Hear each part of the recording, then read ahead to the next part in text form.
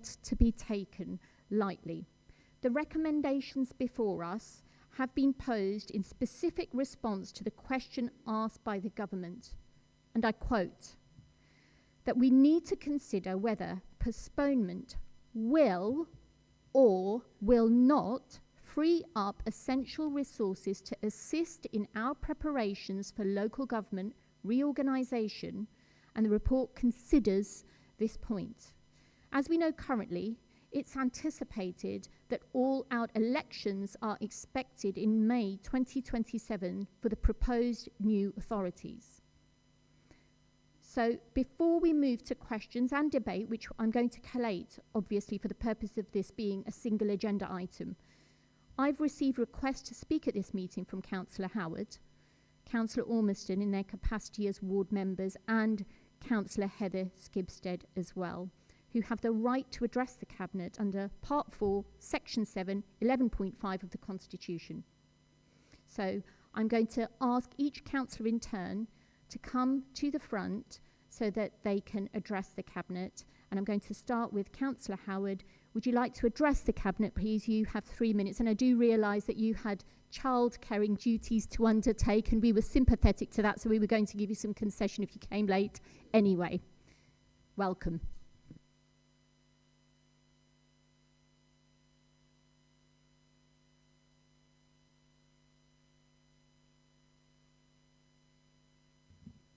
Thank you, Leader, and I made it just about, so thank you for that. And thank you, Leader, for allowing me to speak. And firstly, I do want to commend you for honouring the all-members briefing we had, despite being in the saddest of circumstances. And I think all members in the Council hold a great respect to you for upholding this meeting in what was a very difficult time for the Labour group, so credit for that. And I fully understand this decision to recommend to government is one for the Leader alone to make, and the immense pressure this decision puts at your door. I also realise that in a chamber of up to 60 councillors, not everyone will ever have the same view, which is one of the perils of leadership. But one thing we can all agree on is what makes us all equal. We are all elected, and we're all elected by the public, and we're all elected for a fixed mandate too. And whilst we can talk about the impact of local government reform, and of course the reality is, this is a short mandate with the likelihood of all-out elections in 27. But as politicians, we must remember we are elected by the public to serve the public, and this Cabinet, officers or the Secretary of State have no right to give councillors an extra 20-month term, which will be an unelected extra term. This cannot be possible in a democratic environment, in my view. And acknowledging and respecting that this is the Leader's decision, I would still urge a Leader to at least poll all elected members, as this would show the feeling of all councillors to the public and the government. The Leader has a responsibility to all elected members, which is really hard to navigate when we all have different views, but a poll would be a perfectly sensible way to communicate how we feel as a collective of councillors. And as a local Conservative group, it probably doesn't surprise you to know we do support elections in 26, which I don't think we've been quiet about. But I also feel personally very strongly about it. With no political ambition, in all honesty, I can't determine how the public will vote, but what I do know is whether we win or lose elections is a part of our democracy. It is a part of our role to be publicly accountable. We are put into our roles by the public voting, and sometimes we will lose our roles by the public voting, but we should never make a decision about democratically elected members' terms of service that isn't decided by the public themselves. They are our only judge, jury and executioner, just as it should be. I urge the Cabinet to think very seriously about the public impact that postponing has, and also our reputation as a local democracy, and the political consequences of this decision, because the public will be our jury when the day comes. So I respectfully urge you to support holding elections in 2026. Thank you. Thank you. Thank you, Councillor Howard. So, first of all, I'd really like to thank you for displaying empathy for a very difficult set of circumstances that we've had to face. And I wholeheartedly take on board and empathise and sympathise actually with your views. I think it's really important to put your views into context, however. which is important. So postponement, and it's postponement, not taking democracy away, is a decision that none of us are going to take lightly. And indeed, some of the views around this table as well will display clearly the reasons for either postponing or not postponing the election. So let me lay that out very clear. And I have utilised the weekend and after the members' briefing to have a look at evidence on both sides of the argument. And I have been in regular contact with various councillors who've exchanged, views with me, either in person, and Councillor Ormiston has also shared his views with me as well. Now, let's have a look at the reasons behind why we have been asked to give a view. It is quite frankly clearly stated in the Minister letter that we will be going to all-outs in 2027, okay? Now, the 2026 elections that we look at are strictly limited to areas with demonstrable reorganisation impact. So those 64 authorities that were written to are out of the 317 authorities that we have in England. It's also subject to government and statutory oversight to prevent conflicts of interest, which is a huge thing. And it's also accompanied by a clear rescheduling plan communicated well in advance. So government really is completely following the schedule, and they will be coming in February, in the first week of February, to lay out the consultation that we have that will run for a period of 7 weeks with anticipated results of what the preferred option should be in early summer. Now, it also has to be acknowledged that the areas undergoing reorganisation, the scale of administrative change presents exceptional circumstances. Since 1972, we have never had to undergo local government reorganisation. And running elections during this period seeks to risk confusion for residents and strains on the council synonymously in terms of capacity, potentially compromising both essential services and the integrity of the vote. The integrity of the vote. That's one thing I do want to say to you. Also, I'd like to highlight to you in Peterborough alone, because we are talking about Peterborough.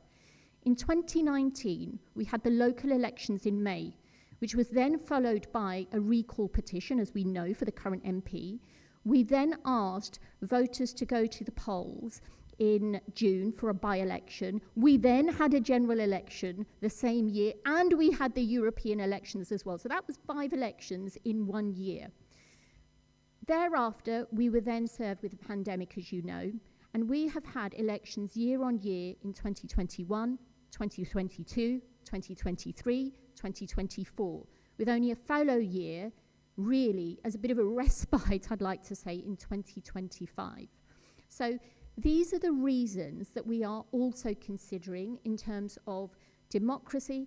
Absolutely, it has to be acknowledged. But because we are undergoing into a transition for an authority that will cease to exist in 2028, we are going to be building firm foundations of that democratic framework from the ground up for a new authority. It is essential in order to do so and transition into that voters can have the confidence that they are aware of their boundaries, that voters don't get missed off lists, that they will be included on ballot lists, and that no single voter goes unchecked. So these are just some of the things that we are considering at this moment in time. But having said that, do you have a supplementary? Thank you, Leader. No, I don't. I think I've said enough. I think, many people in the room will have many different views on it. And I think my fundamental view is, we shouldn't undemocratically extend members' terms. We may disagree and have different views, but I respect your position as leader to make the ultimate call. Thank you. Thank you. And I really do welcome your views. Thank you. Right, we've now got Councillor Mark Ormiston. Please come to the front and articulate your views or ask questions. You've got a maximum of 3 minutes. Thank you.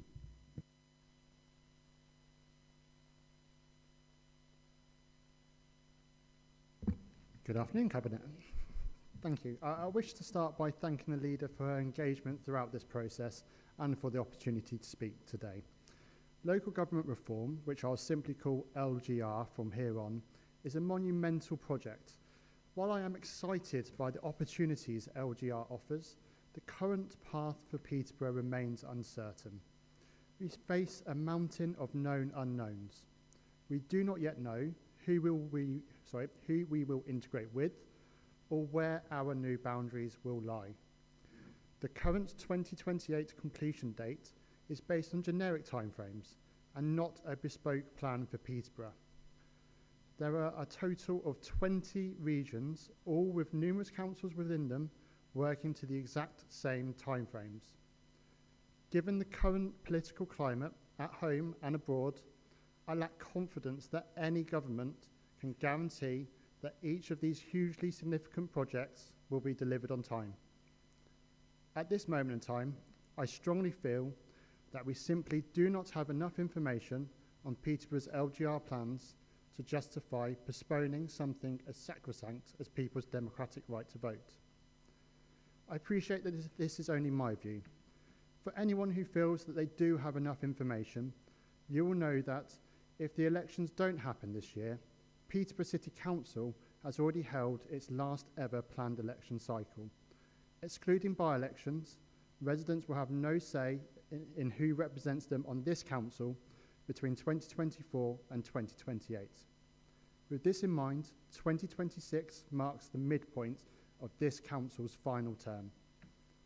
We must consider this point and ensure that residents have their democratic say this year. On my council pass, it states the words law and governance.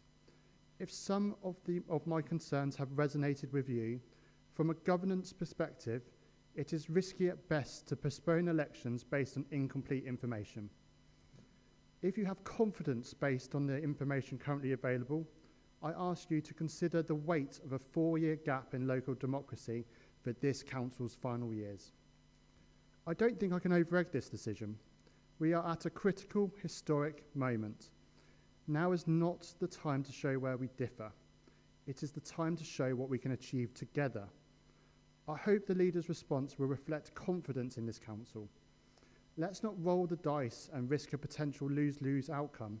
Instead, let's pull together in solidarity and do everything we can to deliver a win-win for Peterborough. Let's protect our residents' democratic right to vote and have elections this May to strengthen this council's position until the very end and deliver a successful implementation of LGR, whatever path is chosen for Peterborough. Thank you for your time. Thank you, Councillor Ormiston. I will make factual correctment, though, in your statement. We are not making a decision today, okay? And I think that the monitoring officer laid that out quite specifically, so I do have to correct that. I'm sorry about that. No. Now, you're absolutely right that 2026 is our midway point, but we're also midway with LGR as well. And it is the most crucial year at the most critical moment with LGR, with the largest responsibility to achieve in terms of our workload to deliver, including consultation, transitioning our services. And one thing I would like to point out is that unlike the districts, we have children's services and adult social care. In the Greater Peterborough model, Huntingdonshire doesn't have children's services and adult social care. And likewise, if we were to go with option A, which is named as option A, as you know, with Fenland and Huntingdonshire, we are the anchor authority, so to speak, that will be overseeing that. And I will allude to how we are planning those work streams that you've alluded to. Again, I'm going to repeat to you exactly what I've said to Councillor John Howard, that we've got a 7-week consultation period. Now, when you say that it's vague as to how the government is going to be delivering on timelines, they've already stipulated in the Minister's letter that they will be coming in early February. We will be getting, hopefully, a preferable option just before the summer. There are other areas where we've demonstrated an evidence that they have delivered on LGR, and some are now functioning in those new authorities and boundaries as well.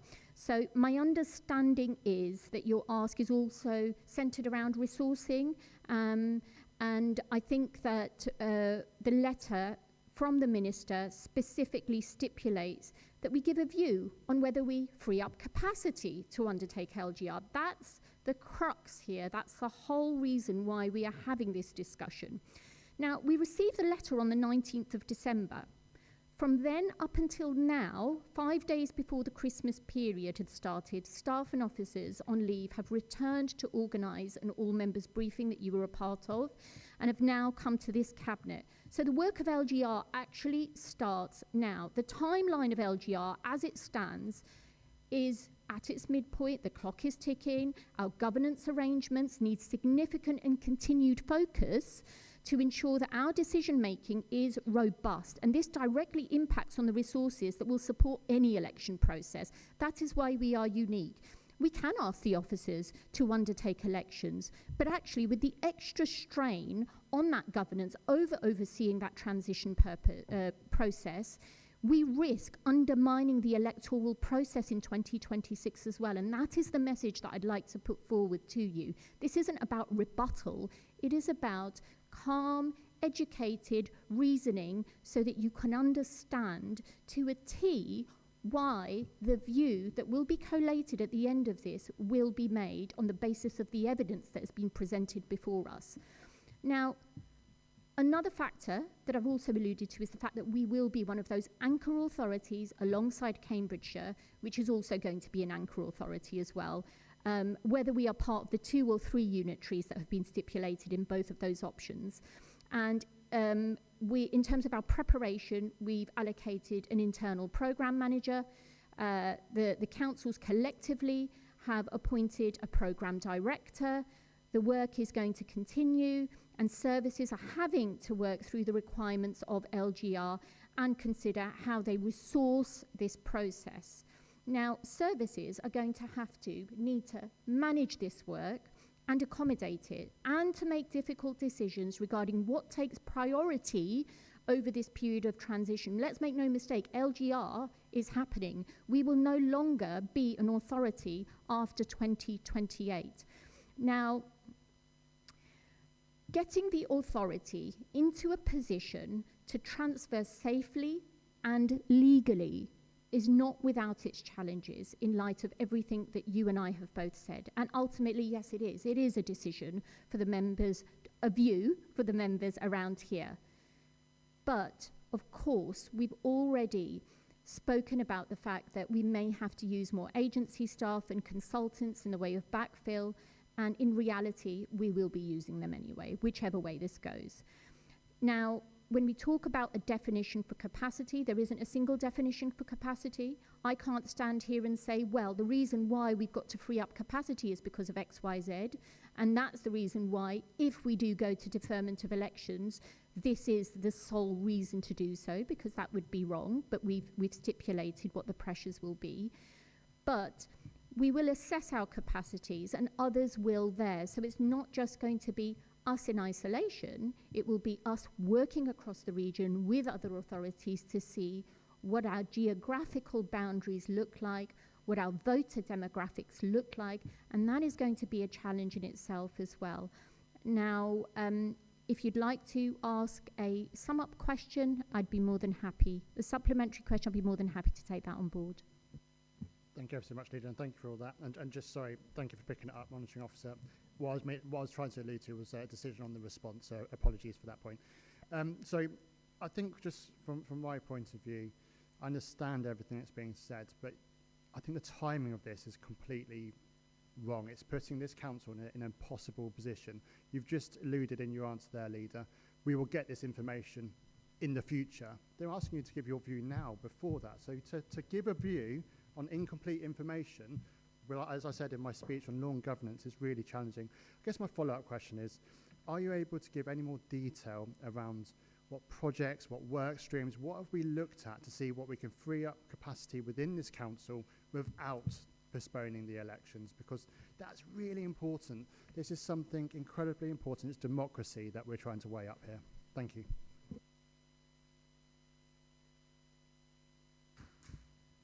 Thank you. So there are, in terms of, so your question, if I understood it correctly, was to say what we can free up in the way of capacity to proceed with elections. Okay. Now, we are in a unique position, not to forget that we have a huge amount of historical legacy issues that we are having to deal with. Tonight we have an audit meeting which will affirm our governance and legal process around accountability and some of the decisions that were quite frankly made that were devoid of governance. We need to go through those as well, and that places us very uniquely within the region as one of those authorities that have those issues to deal with, which is unlike our neighbours around us. So in order to make sure that we are a watertight, legal and safe authority that will transition without any legacy issues, it will be difficult for us to free up that resource to undertake elections, because we have to make sure that we are going into this new authority as a clean slate, and it's not going to be easy. So although we could, but that will have a significant disruption to other services that we oversee, such as adult social care, such as children's services, that other authorities don't have to deal with. So we could free up services. Would it cause a disruption by undertaking the 2026 elections?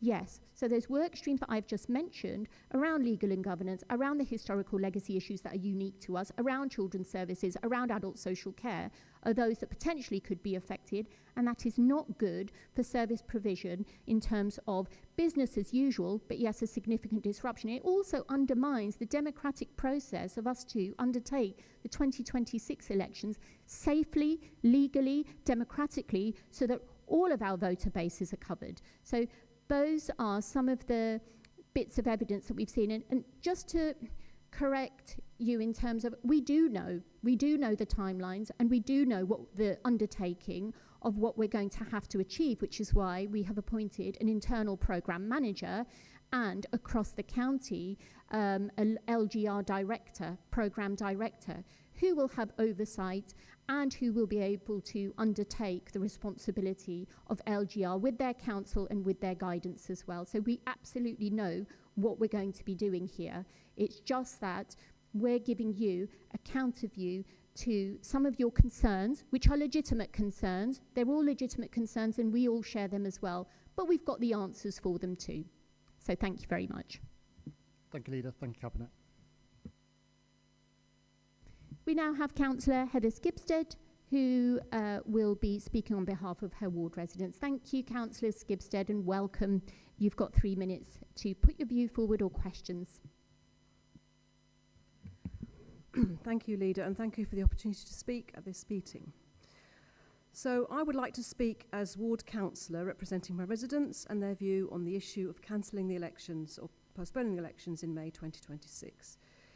Any delay or cancellation of local elections in Peterborough is undemocratic and would prevent our local people from having their say about who they wish to represent them.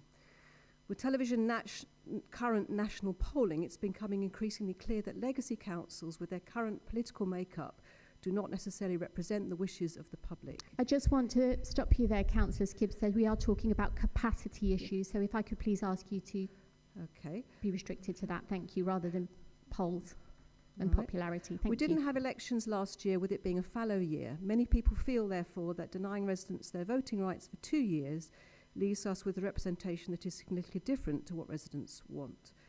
I understand the system may change once LGR happens, but we are not in that place yet. There is no business plan yet for LGR, and I feel that the target implementation of 27-28 is very ambitious. Does that mean we keep cancelling elections until we're ready for LGR, which may not happen until later than planned? Capacity and resources arguments have been put as arguments, but these elections are part of a cycle and have always been planned to take place. Furthermore, we already have one by-election in Fletton Woodson due to sad circumstances. If elections do not happen in May, there will be others, and these do have to take place and will cost the council money. If the cancellation does go ahead, there may be further councillors who had planned to stand down in 26 and are now in effect forced to stay another year, or even, as it seems, 1 year and 10 months more. If these councillors decide to resign, there will be even more by-elections and expense for the council. They were not elected for 6 years, and they do not have a mandate to do so. And regarding, just to mention, the by-elections being for a short space of time, I once stood in one that was only for 6 months. So we do honour those commitments to having a councillor filling the space, however short the time frame is. As councillors, we are elected by the people and we are not employed. Therefore, residents have the right to vote for the councillors they wish to represent them, and cancelling or delaying elections takes this democratic right away and makes a mockery of the system. I do hope that the coalition in Peterborough decide to continue as planned and conduct the local elections as expected by the residents of the city. Thank you. Thank you. Thank you, Councillor Skipstead. Now, I completely agree with the whole issue around democracy, but what you have to understand is that in the process of LGR, Peterborough City Council will cease to exist beyond 2028. So, building a firm foundation for a democratic process that entails and it captures each and every voter within those boundaries to be able to vote safely, legitimately, and with a robust foundation and framework is easily as important, rather than disrupting LGR and undertaking 2026 elections that risk losing out. I mean, I wouldn't want any voter. We already know that there are many postal voters who have yet to be re-registered for the 2026 cycle. We are having the by-elections taking place. They will not be affected in Fletton and Woodston. And from a political perspective, all parties that will be contending in that election are absolutely ready to do so. There is absolutely no dispute about that. So when we want to evidence that democracy is taking a precedence over here, that is one example for you. Other than that, we have been accompanied by a clear rescheduling plan that has been communicated well in advance. The Minister's letter stipulates that. But in terms of concerns around elections, I think that it's important that if Cabinet here propose the view that postponement of election works in the best interest of service delivery, safeguarding governance, legality, and other legitimacy that we have just drawn upon, then I think that it's really important for us to also stipulate in that Peterborough City Council, and I here declare as leader, has every intention of going to the polls in 2027, by which time we will have enough democratic process in place so that we can make sure that those elections are absolutely watertight, foolproof, and encapsulate our voter representation properly so that everybody has the opportunity to vote and is not missed. So if you have a follow-up question, you are more than welcome to ask it. Thank you, Leader. I'm just a little bit confused that they talk about capacity and resources, and yet this will bring about more by-elections. Clearly it will. And those by-elections are expensive for the council anyway. So they will have to go ahead by law. So I don't really understand the capacity argument. And it does sound a bit like the decision's being made already in some of your responses. There is no evidence to substantiate that the decision has been made already, because we are only proposing a view. We are only proposing a view, and that has been stipulated by the legal officer as well. Obviously, if councillors wish to resign and undergo by-elections in their ward, that is a choice purely for them. And if they wish to do that, that is absolutely fine. More so those that are contesting elections in 2026. If they wish to resign, they're absolutely welcome to. But what I will highlight throughout this meeting, and what I will sum up at the end, are some of the reasons why it would be considered to have the view to postpone elections. So it's not going to be a decision that we take lightly. I mean, you do make it sound as if it's a very easy decision. It is not. And actually, we all have a duty of care towards our residents, not just in saying that we represent them, but just having a look at the numbers. Every single policy that comes through this council is executed by this cabinet needs to have oversight and scrutiny. I said prior, at the very beginning of this meeting, that when we have all member briefings, I wish that we would have a better turnout of our members who, when we make incredibly important decisions about our representatives and our residents, don't seem to turn up in numbers anymore.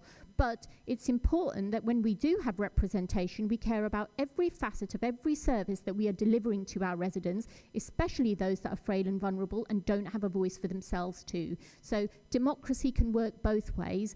Definitely at the ballot box, it is significant, but in other service delivery models as well.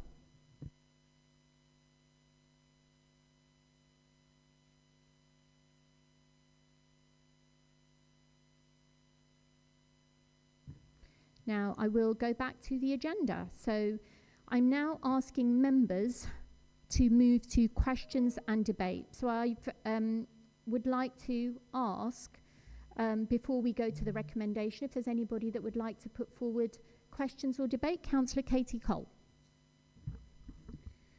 Thank you, Leader, and through you. Colleagues and members of the public listening, thank you for the opportunity to speak on this important matter. I want to set out why, in my view, postponing the upcoming elections would be the right and responsible decision for Peterborough City Council at this time. First, we are entering an exceptionally demanding period for the organisation. The work required for local government reorganisation, or LGR, is already stretching this council's capacity. And over the coming months, we will also be preparing for a series of major inspections in children's services. We know an ILACS is expected, that is, a local authority inspection into children's services. We anticipate a SEND inspection, and we're also into the time frame of a youth justice inspection this year. Each of these requires intense preparation, focus and stability. Postponing the elections would give key officers the space we need to concentrate fully on these critical areas of work without the disruption or diversion of the energy that's needed to ensure that children in this city are safe. It has always been my driving force that all children here Sorry, I'm just going to stop. Sorry, could we ask for no disruption, please, Councillor Rafiq? Thank you. It has always been my driving force that all children here thrive and are safe and that don't just survive. Secondly, and perhaps more sensitively, maintaining the current group of councillors we have in this period provides a level of stability that this council urgently needs. I'm thankful to our previous council leader and current council leader for allowing me to sit in this seat. We are navigating a time of significant change, and continuing with the leadership in place at the moment will help ensure that our plans, our reforms, our responsibilities and investigations into previous unlawful decisions are carried through without interruption and with the highest level of rigour. At the moment, when the organisation is under pressure from multiple directions, stability is not a luxury, it is a necessity. This point was reinforced only this morning at a Department for Education training session on the Family First Partnership, the government's new programme for children's services. The DFE made it clear that stability at this stage is incredibly important to ensure the government's new children's services agenda is implemented smoothly and effectively. The external message aligns directly with the reality that we are facing here locally. I want to be clear about my own position. I am not up for election this year, and my view on this matter is not shaped by personal political considerations. I am and have always been a Democrat. I value the voice of the public. I enjoy speaking with residents, and I'm regularly out in the community I serve to hear and listen to their views. Debating in a fair and respectful way is my modus operandi.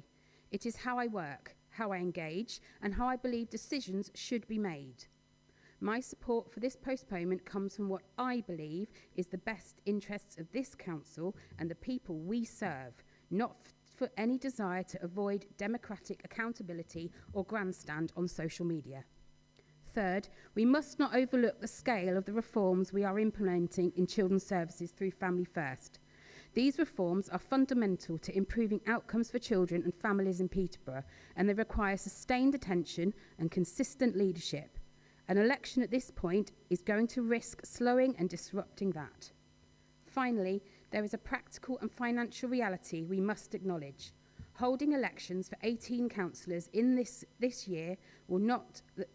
Holding elections for 18 councillors in a structure that will not exist in the future carries a significant cost. I'm fully prepared to fight by-elections for my fellow colleagues that have recently passed away. At a time when every pound matters, those resources could be used and directed to frontline children's services and adult services and other services that are essential to this council. For all these reasons, the operational pressures, the need for stability, the scale of reform, previous unlawful decisions and financial implications, I believe postponing this election is the right course of action. It is a decision rooted not in politics, but in pragmatism and in our responsibility to protect the council's capacity and the services our residents rely on.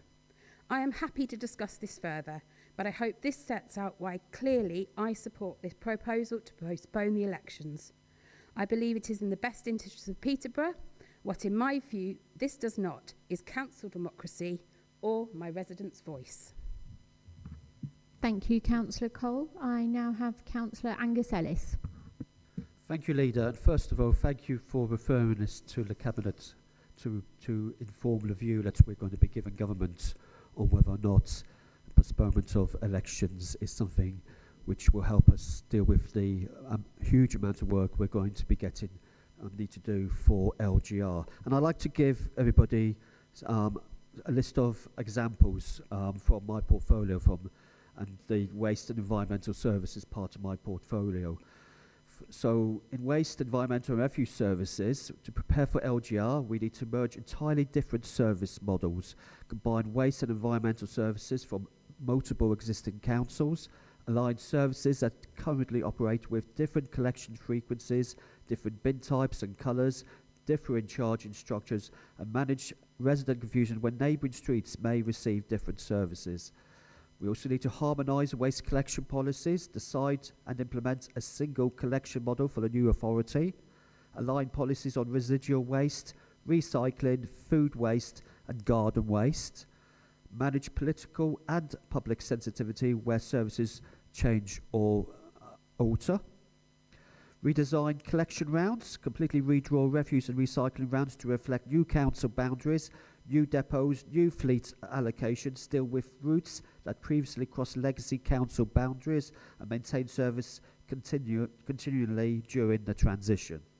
Fleet depots and assets, transfer ownership and responsibility for refuse vehicles, street cleansing equipment, street depots and yards, resolve disputes where assets serve more than one former council, facilities are located outside the new authority area, and plan for fleet replacement and life cycle costs across the new council.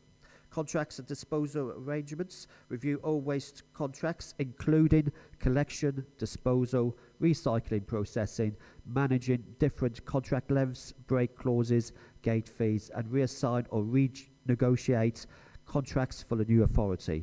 Waste disposal authority arrangements, redefine relationships where districts collected waste or counties disposed of waste, transfer disposal responsibilities to the new authority area, manage exposure to disposal costs, market volatility, and long-term treatment contracts. And environmental health services alignment, merging environmental health functions including food safety, pollution control, noise nuisance, private sector, housing enforcement, align enforcement policies, inspection regimes, risk-based approaches, and ensure consistent standards across the new authority. Now, these are just some examples, many of which are within my portfolio. Some may cut across to different portfolio areas as well. And this is, this is just about waste and environmental, and it doesn't touch on some of the other things we're looking at. And my portfolio is environment and transport, and also the policies on climate change and resiliency for future environment. And there's a lot of work which needs to be done for local government reform and local government reorganisation. And not just that, if we were to, if a decision, the view that we give to government is to postpone the elections just for 2026, then that will give us early opportunity to free up resources to be able to do the work that we need to do. There's going to be a lot of work we need to do. Some of it would be better placed to do it sooner rather than later. So therefore, I am of the view of it's a very difficult decision to make about elections, and we, we're not talking about the elections for the whole council. We're talking about a third, but in view of the huge amount of work we need to do for LGR, I think the view we should be looking at, giving a view to government to postpone. Thank you, Councillor Ellis, and I've made a note of that as well. Councillor Zamir Ali. Councillor Zamir Ali has become Councillor Mohammed Jamil. Thank you very much, Leader. I just want people out there to know that this decision, for me, is not being taken lightly. I've sort of been involved with elections since, I think, helping my dad out back in 1983, doing leaflets. So I don't think I've ever missed an election where I've taken part. So it's not something, that I look at lightly. But within my portfolio, which most of you don't know, I have the finance and governance one. And it's probably the money and making sure that what we put in place for when we do go to LGR is right for us. Just the sheer workload that's involved. If you can imagine whichever model that the government go for, you're talking about closing down existing councils. So Peterborough City Council, Huntington, Fenland, Cambridge, Cambridgeshire County Council will not exist under the new models. And then within this, all councils that will cease to exist have to ensure that all their accounts are accurate, auditable, closed in line with statutory duties. We manage the handover from legacy councils to new authorities and ensure that there is no financial ambiguity at the point of abolition. So within that, so when you're closing, then you have to open. So building open balances for brand new authorities, verifying, transferring, looking at our assets, our liabilities, something quite dear to my heart, our reserves, earmarked funds, and starting to agree what those financial starting positions are going to be with people like external auditors, government departments, and within that, between us, council, we have to resolve who's going to have ownership over what assets. Not an easy task. Within that, there's also things like asset and liability transfers. So we have to catalogue everything that we have. Land, buildings, maybe not so much for us housing stocked, but for the other authorities, vehicles, plant hire, IT systems. And within that, we purchase things. So there will be sorting out our borrowing, our PFI, long-term contracts, legal claims and provisions, and we have to manage complex apportionment where assets span multiple areas. As I said, reserves and our financial risks are dear to my heart, so we have to agree how we're going to split our reserves, what's going to be ring-fenced, what will be reallocated, and we have to manage the political risk around all this to make sure that we don't end up with an unequal reserve level, our historic decisions taken by legacy councils, and protect the financial stability of the new authority from day one. Something we'll be going into soon is budget setting for councils that do not exist. So we have to produce first-year budgets for new councils, align service costs, staffing structures, inflation and demand pressures, and we have to do this without historic comparators or established spending baselines. Then there's the medium-term financial strategy. We have to build one from scratch, harmonize the ones where we've already got, different financial assumptions depending on where you are, different savings plans and different accounting processes and our IT systems. We all use different IT systems, so we have to try and harmonize those as well. And then we've got our council tax, business rates harmonization.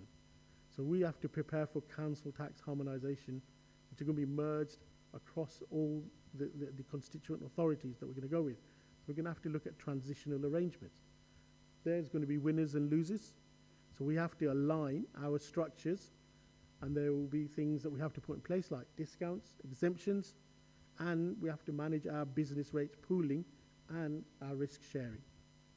Then we're moving on to what we're going to get from the government. So we have to manage the transition of revenue support grants, specific reserve service grants, one-off LGR funding, ensure all funding flows correctly to the shadow authorities, the new councils, and avoid gaps in duplication and funding streams. We then have to look at other things like contracts, procurement, and our financial commitments.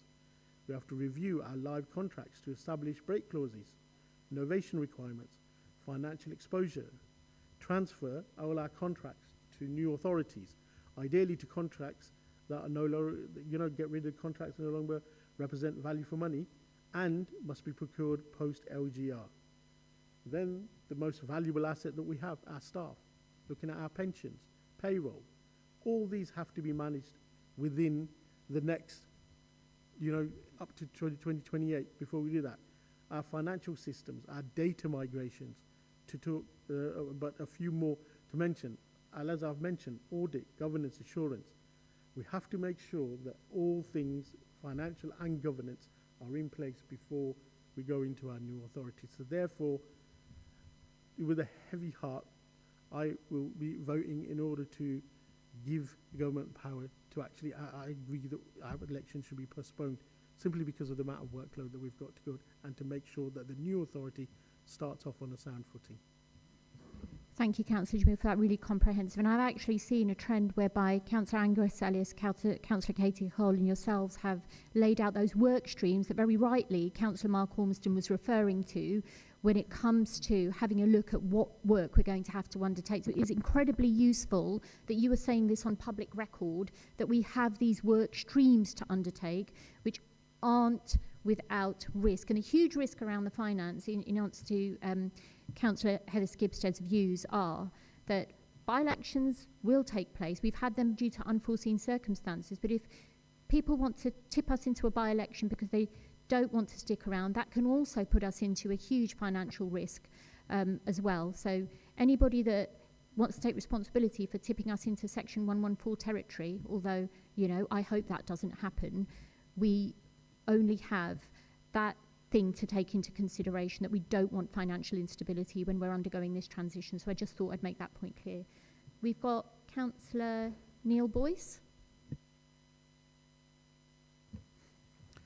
Thank you, Leader, and through you. Since the option to postpone the upcoming election was offered to Peterborough City Council by central government, I, like many members of the council, have been wrestling with the view of postponing the elections prior to LGR. As Cabinet Member for Adult Social Care, and the possibility of the complete adult social care system requiring to be rebuilt to suit the new authority, this has been an overriding concern of mine. As adult social care is a statutory requirement, along with safeguarding, these services must be available to all residents from day one. Our neighbouring councils are districts and do not oversee adult social care, so this will fall solely down to our officers. For the adult social care team to be in a position to provide these services from day one, all available resources need to be in place. Now is the preparation stage for LGR, and I believe that the upcoming election would put an additional strain on the officers and resources. Thus, my view would be to request the postponement of the upcoming election and provide as much time as possible for officers to complete their preparation to LGR. Thank you. Thank you, Councillor Boyce. Councillor Zamir Ali. Thank you. A lot of the points have been covered, and from children's services, I think my portfolio from communities, poverty and public health, it kind of spans everywhere, and Neil have just stolen a bit more of mine as well. So my portfolio covers communities, poverty and public health. The service supports the least of people that can cope with disruption. These are low-income families, people with complex health needs, victim of abuse, and those who face addiction, homelessness, social isolation, and for them, continuation is not a convenience, it is a safeguarding necessity. And this is quite specific to my portfolio itself. In 2024, this council made a vital decision to bring sexual assault and rape reporting services back into Peterborough, so women don't have to, the women that suffered traumatic crimes, unimaginable, no longer have to travel all the way to Huntingdon to seek help. The decision was about their dignity and access and trust. As a part of LGR, we are overseeing decisions that are very sensitive and important once again. During this transition, we must ensure that such services are, they commence, the commissioning, the governance are still robust, and it's vital for those women to have that continuing confidence in the system that protects under the new authority as well. The reason why I'm running through some of this stuff is because a lot of it's been repeated, and I don't want to keep on repeating it. And I'll go through some of the financial costs in regards to the direct financial costs. £303,000 approximately, and thousands of hours of office times.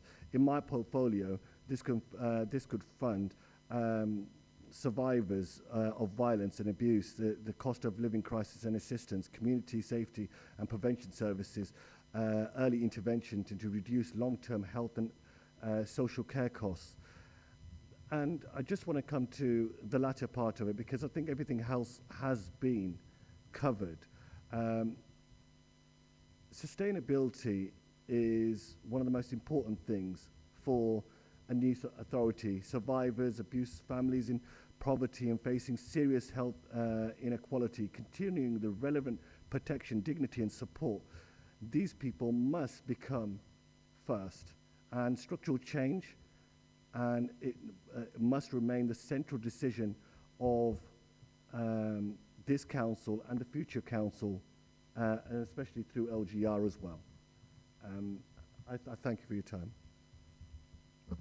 Thank you. Are there any more questions, views, debates? Anyone at all? Okay. Right. Look, I think I'm going to have to sum up, and this was going to be the crux of everything. My sum up is going to be a bit lengthy because I have received emails from a resident who doesn't mind me reading out their email without identifying them, of course, and also emails from elected representatives who I wanted to give the dignity of responding to here on a public platform. So let's make no mistake. Local government reform isn't just a boundary tweak. It's a complete rebuild of the electoral system whilst maintaining live elections in the way of by-elections and parish councils. That has been made absolutely clear by the Minister's letter, whilst maintaining voter confidence throughout and building on that platform for a new authority, because Peterborough City Council will cease to exist. Now, I am going to allude to Councillor Kirsty Knight, who I don't believe is here. It would have been good had she been here, because I can address her in person. She wrote me an email about considering not postponing the elections. Rather than me go into the full email, and she's more than welcome to publish it if she wishes, but she says postponing elections now without clarity risks denying residents their democratic right to vote in May. Residents want and deserve the opportunity to have their say. I urge Cabinet members to think carefully, put residents first, and reflect this clearly in the Council's response to government. That is her ask in the way of a conclusion and a summary of her email. We're not taking democracy away. We're simply postponing elections. I want to make that categorically clear. To do away with a temporary cohort of councillors in way for a more stable and better administration. Moreover, we had elections every year in 2021, 22, 23, 24, with 5 elections in 1 year in 2019. So I'm talking about retrospectively how we haven't taken democracy away. We are simply postponing elections on a better, stronger foundation. And Councillor Knight is our current Cabinet Scrutiny Chair for Children's Services. And I'd like to ask her, as being the chair of the most resource-heavy department within the Council, with the most important role in the whole Council of scrutinising our children's services, where we have the most vulnerable population of young people that we're looking after, I'd like to ask that in nowhere is that email mentioned the vulnerability of those service users around local government reform. And I agree that a scrutiny chair is quite right for Councillor Knight to realise that democracy is important. But it's also important that democracy, and to every single person sat here, I do want to make the point that it also means that we are setting up robust, watertight services for that vulnerable group of people that everybody protests about when we are cutting those services, when we are in precarious financial situations.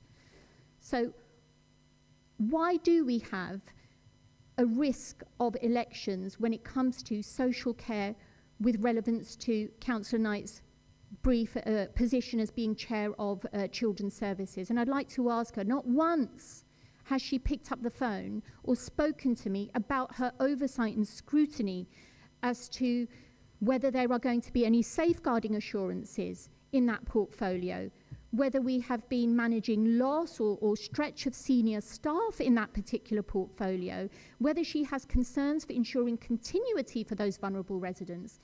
These are really important, and it's very important in her position, and I call upon her to engage with me to talk about no service being paused or downgraded, that transition is planned, structured and phased, and that the goal is stability, not disruption. So on the back of asking for a set of elections for which we want a temporary set of councillors who won't be able to make any significant financial decisions after 2027, you're actually placing those vulnerable residents at risk.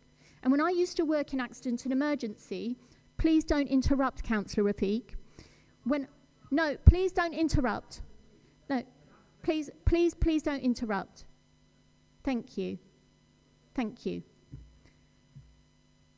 We used to have managers on our back asking us to ship out patients who were vulnerable, going to go into the community and say, we've only got 4 hours on the watch, we don't have enough money to keep them on a bed. And my ultimate take-home message to them was, well, would you like to sign here to say that you are responsible for the eventuality and outcome of that patient if something were to happen to them? Because I don't want to have that undertaking. And I tell you what, I don't want to have that undertaken here as well. So if you want to have the responsibility of putting vulnerable people at risk in the midst of disruption when we are trying to lay out those firm foundations, that is completely up to you. But that is something that I do have to put out to you as being a significant risk to our children's services. And you can nod your head, Councillor Rafiq, but that is the reality, okay, by virtue of the evidence. Now, we've also had views by Councillor Fitzgerald, Councillor Antunes. Councillor Fitzgerald was more political, that he didn't believe in the process of LGR, and that's absolutely fine. We're all entitled to our political views. We have political representation across the board, and he was quite within his rights to display that view as well.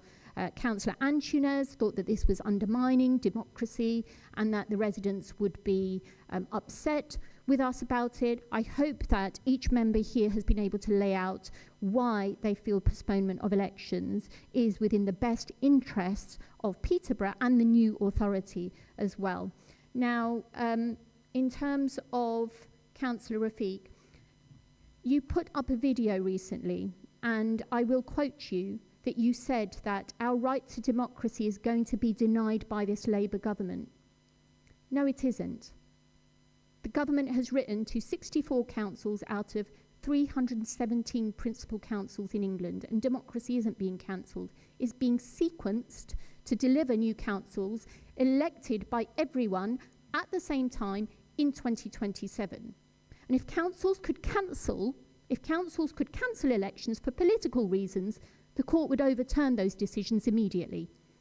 And it's not about multitasking. We're dismantling and rebuilding local government whilst keeping life and death services running. Let me stress on that last point. On the point of political reasons being given, East Sussex Council, which is a Conservative-led council, and I quote them here, says, this is due, we'd like to postpone elections because of factors such as capacity, cost, the demand on limited resources, the imminent transition of the council to a new authority, and the logistical challenges of inducting new councillors.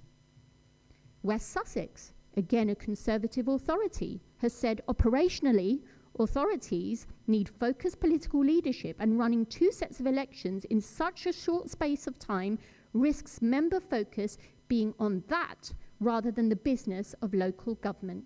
delivery of local government reorganisation and continuing to progress delivery.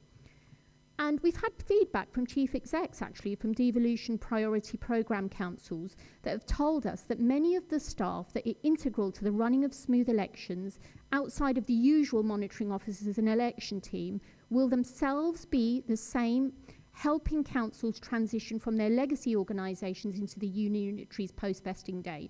Now, what I will say to you, Councillor Rafiq, is the amount of non-political, non-LGR associated content that you posted was quite frankly shameful, attacking the first citizen of our city and our Mayor Judy Fox, who has been a councillor elected for 21 years whilst you have been elected for 2 years. It is incredibly poor. I hope that you offer her an apology in public, not in private, in the presence of full council, on full public display like you did, and you continue to do so. She hasn't seen an email that you have written to her, by the way, but it was shameful. And on top of that, another political point I will put to you, it is quite wrong for you to display the places of working of elected members. Whether you agree with them or not politically, that was a wrong thing to do. I ask you to reflect and apologise, and we have had to put extra safeguards in place to make sure that our councillors, such as Councillor Katie Cole and Councillor Noreen, are protected. I will move on. I will move on. I will move on. I will move on. Thank you very much.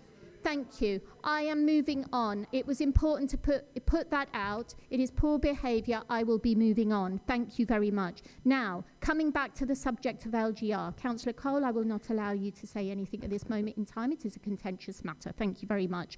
Now, Jamil has said that LGR requires finance teams to close down councils, build new ones, and keep services financially safe at all time. He alluded to creating open balance sheets for new councils, asset and liability transfer, protecting the financial stability of the council from day one, assessing how our reserves, which are very poor by the way, will be ring-fenced, split, and how they'll also be retained. Setting first-year budgets for councils that don't exist. Our MTFS strategies he spoke of. He spoke of council tax and business rates harmonisation. And he also spoke about by-elections that can create financial instability, which have the potential, if we have a look at the number of them, of tipping us into Section 114 territory. Councillor Angus Ellis referred to merging entirely different service models in terms of waste disposal, tupeing staff, looking at the new routes across boundaries whilst ensuring that our bin collection routes are still undertaken from whichever end of the boundary that will be, and that people's bins are still collected. He spoke about IT operational data. He spoke about regulatory services and licensing and complaints. Who will people complain to when the bins aren't collected in this transition phase? And how do we join all of those services up? Councillor Katie Cole spoke about the safety of children, our most vulnerable population, navigating change, helping investigation into previous unlawful decisions, which we are unique in this region for. And I mean unique in this region for. I'm not going to allude into those cases right now. It is inappropriate to do so. Stability, she said, is not a luxury, it's a necessity. And the Department of Education has said that stability is necessary in this transition process when we look at that. She spoke about grandstanding on social media. I've said enough. We're preparing for elections and we're postponing elections. We're not politically posturing. Now, Councillor Boyce spoke about the preparation stage in the midst of LGR and how we are going to have to tackle looking after some of our most vulnerable, frail residents under the umbrella of adult social care, and how we're going to have to merge with authorities that don't have those services, and how each and every person is going to be accounted for, and how each and every one of our 62 councillors are going to have to be responsible for the vulnerable residents that live within our wards as well, and however those boundaries are going to be drawn up. That is something that we can't shy away from in terms of, and whilst carrying on with business as usual too. Councillor Zamir Ali spoke about poverty, deprivation, how our council here is uniquely placed as being one of the most deprived authorities in the region in terms of our demographics, in terms of our poverty, and also because we haven't been looked favourably, let's be honest, with previous governments gone by in terms of fairer funding and how we've struggled financially, which is why this has been the trigger factor for the government to take the decision around local government reorganisation, because quite frankly, councils across the country functioning in this way was no longer sustainable for our residents and services. So after that sum up, it is now my responsibility to ask my members here and talk to them about the recommendation that we will be voting on today. And I'm going to move to those recommendations. I'd like you all to note the contents of the report. And number 2, confirm, having considered the matters set out in this report, whether the response to the government letter should indicate a view that A, the council's local elections in May 2026 should be postponed, as postponement would release essential capacity to deliver LGR, or B, the council's local elections in May 2026 should not be postponed, as postponement would not release essential capacity to deliver LGR. And the third point is that we agree that the leader provides a response to the government letter by the deadline, reflecting the key points of this report and discussion at this extraordinary meeting of Cabinet, and indicating a view in line with recommendation to A or B as appropriate. So what I will do is we will move to a vote on A or B. So I will read that recommendation out again, and you can raise your hands if you wish to vote for recommendation A or B. So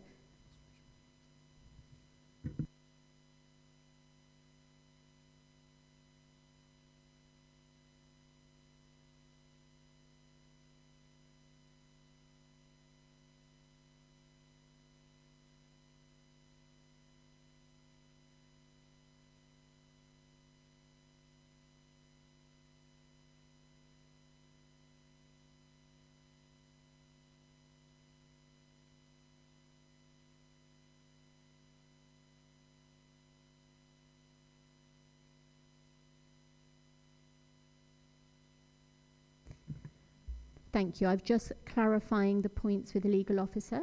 So going through number 2. So I will need for either proposal, A or B, a proposer and a seconder. So number 2, confirm, having considered the matters set out in this report, whether the response to the government letter should indicate a view that A, do I have a proposer for A, the council's local elections in May 2026 should be postponed, as postponement would release essential capacity to deliver LGR? Councillor Zamir Ali, you wish to propose? I do. Recommendation A. Yes. Do I have a seconder for Councillor Zamir Ali? Councillor Angus Ellis, you wish to second? Thank you. And then we have option B, which is the council's local elections in May 2026 should not be postponed, as postponement would not release essential capacity to deliver LGR. Do I have a proposer? And no seconder?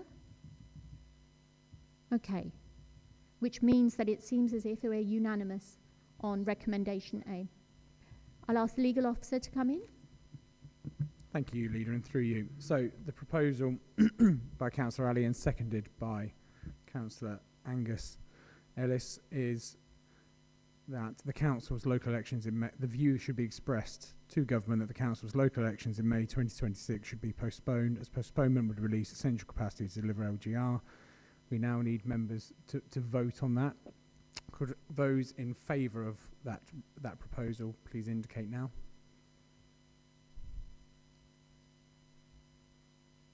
That appears to be unanimous, so there are none against. And any abstentions? So that's a unanimous decision. Thank you. Thank you very much, everybody, for attending this meeting. And I will now close the meeting. Thank you.